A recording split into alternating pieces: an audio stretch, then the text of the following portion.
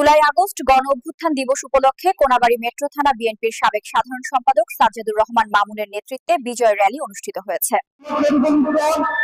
মঙ্গলবার বিকেলে র্যালিটি কোনাবাড়ী বিসিকের ১ নং গেট থেকে শুরু করে ঢাকা টাঙ্গাইল মহাসড়কের গুরুত্বপূর্ণ স্থান প্রদক্ষিণ করে পুনরায় বিসিকের ১ নং গেটে এসে শেষ হয়। এ সময় উপস্থিত ছিলেন কোনাবাড়ী মেট্রো থানা বিএনপির সাবেক সভাপতি রবিউল ইসলাম রবি, সিনিয়র সহসভাপতি সিরাজুল ইসলাম সিরাজ, ৯ নং ওয়ার্ড বিএনপির সাবেক সভাপতি মোহাম্মদ ইব্রাহিম মিয়াজি, কোনাবাড়ী মেট্রো থানা যুব দলের আহ্বায়ক শেখ সাইফুল ইসলাম সবুজ, সিনিয়র যুগ্ম আহ্বায়ক ইঞ্জিনিয়ার জালাল উদ্দিন সহ বিএনপির অঙ্গ ও সহযোগী সংগঠনের নেতৃবৃন্দ।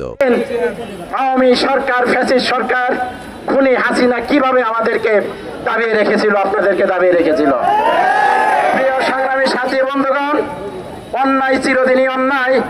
সেই অন্যায়কে কেউ যদি ধারণ এবং লালন করে মনে করে যে আমরা টিকে গেছি, আর কেউ আমাদের নামাইতে পারবে না, আমরা ক্ষমতার মস্তদে বসেছি, আমরাই সব কিছু, তাহলে তারা বুকার রাজ্যে বসবাস করতেছে, তা প্রমাণ ইতিমধ্যে হয়ে গেছে।